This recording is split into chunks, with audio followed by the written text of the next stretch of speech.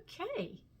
Gail. Hello, Gail. So good to see you. Thank you for stopping in and saying hi. Okay, so I'm going to officially start.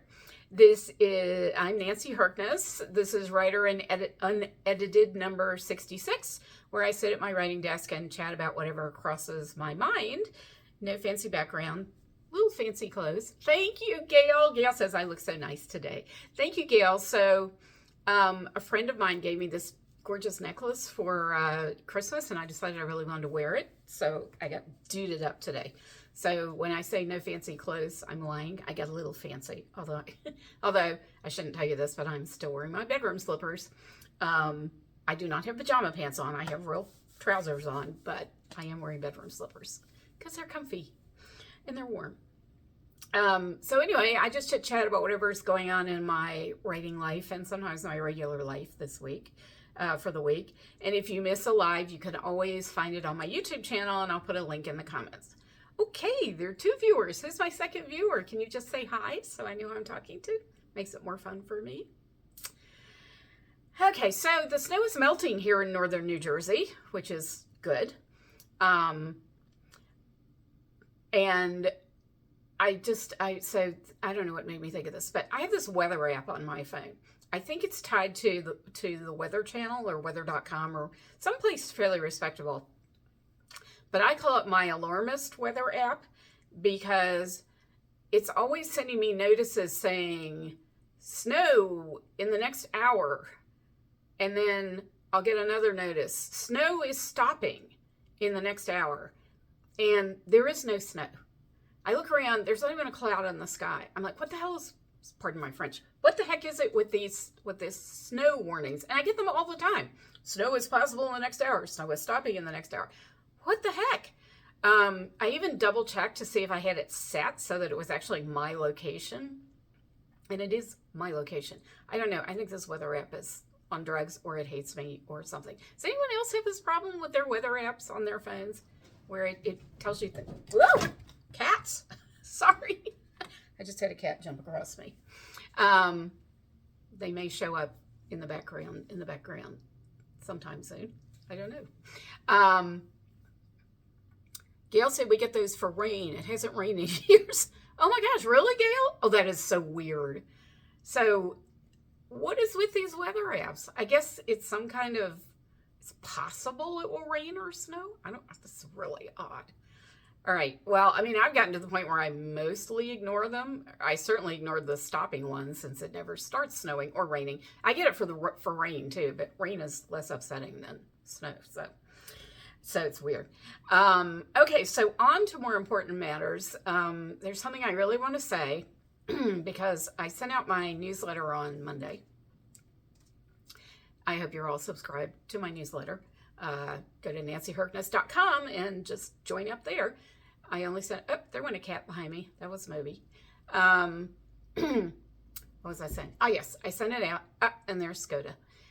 And I got some really nice emails in response saying nice things about my books.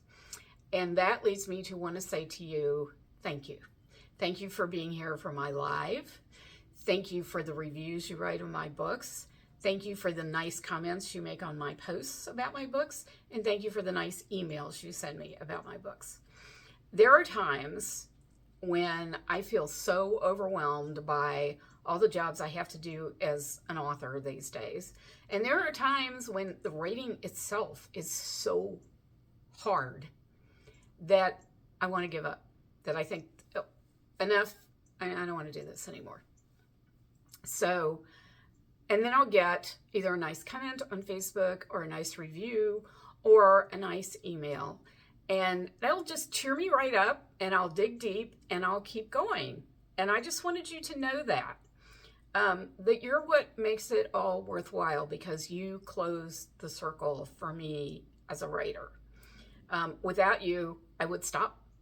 I'm not going to lie. I would stop. And I wanted you to know that because I think it's true of every writer. You and the nice things that you say to us are the fuel that keeps us going. So thank you from the bottom of my heart, truly. All right, try not to get choked up. Let's go into something else. rating challenges. So I'm sure some of you know this at least. February is coming up, and that means Jersey Romance Rating Month, also known as Jerry Rhino. Why is it called Jerry Rhino? Because if you abbreviate Jersey Romance Rating Month, you get JeroRimo. And folks thought I was saying Jerry Rhino, so Jerry Rhino became our mascot. So that's why Jerry Rhino is connected. So I actually founded Jersey Romance Rating Month 14 years ago. And it started out with about 30 participants, which actually was way more than I thought I would get. And it has since grown to almost 70 participants. So it's gotten big and popular, which is cool. But it's also gotten big and popular. And thank goodness I have a squadron of fantastic volunteers who make it possible to run a challenge of that size. And I just want to say thank you to them in case any of them are listening, because they are great. So why did I start this thing? Well, I always wanted to do National Novel Rating Month, also known as NaNoWriMo, but I never could for two reasons. One is it's in November, and I think for most women in particular, November is a very tough month because it's the run up to the holidays, right? In fact, Thanksgiving is in November. So it was a terrible time to do a writing challenge for me. I mean, maybe for other people it's okay, but it's terrible for me. And the other problem was their goal was 50,000 words. Now, you know I am a slow writer, so 50,000 words in 1 month was simply not something I wanted to attempt, mostly because I knew I would fail.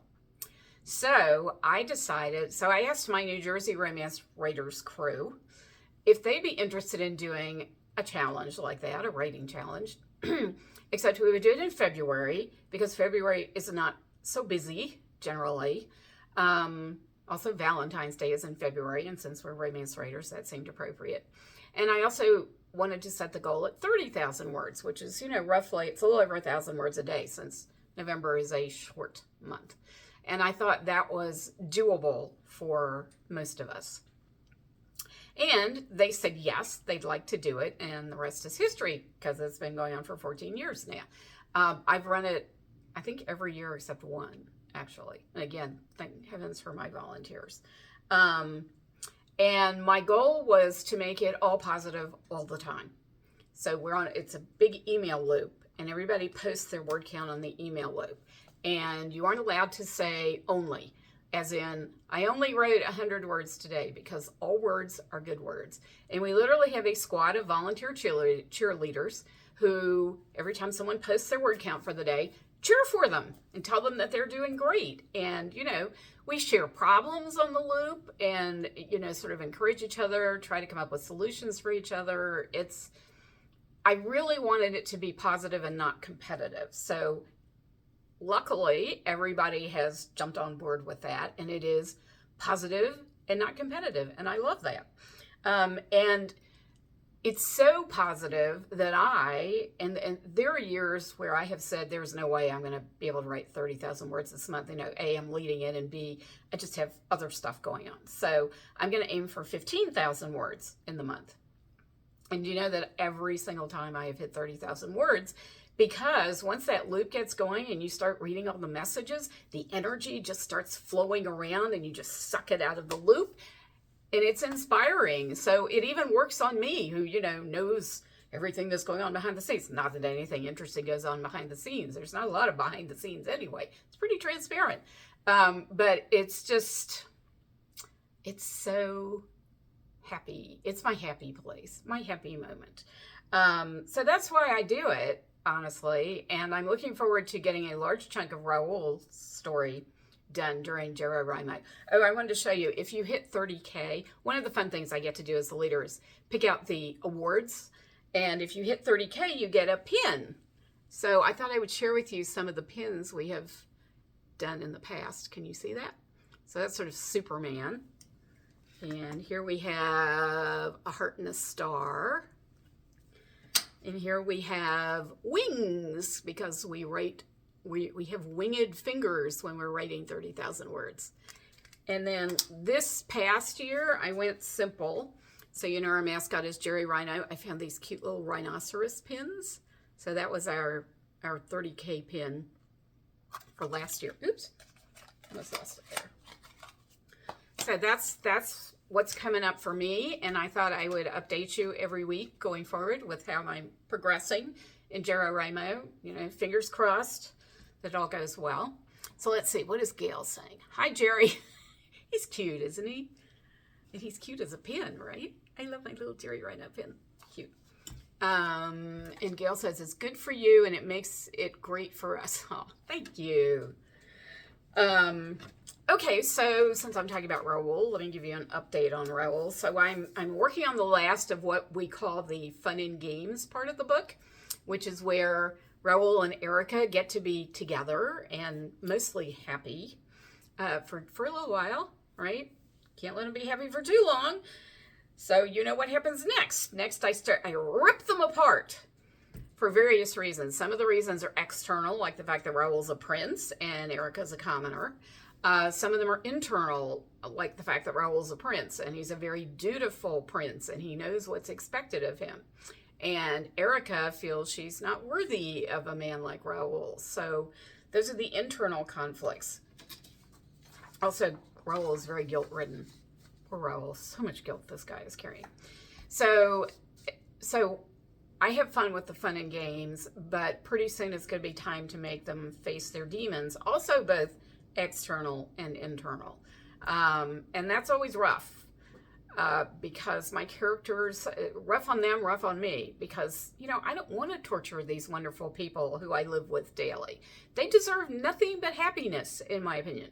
And of course, eventually they will find it. That is the promise I make to you as a romance writer. And honestly, it's a promise I make to myself because I want them to be happy. And I already have the last scene in mind, and it's just, I think it's going to be so much fun. Although you never know until you start rating these scenes. You know, you think you have a great idea, and then you sit down to try and make it work, and you're like, oh, this isn't working, but I think it's going to be great. I'm very excited about that. And then, of course, I have to come up with an epilogue, because as you know, all my books have epilogues, because as a reader, I always want to spend that little bit of extra time with my characters when they're happy and sort of get a peek into maybe their future.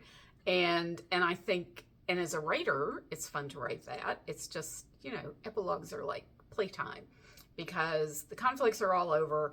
I've done all my torturing. I've gotten them together, and now we can just see them being together, right?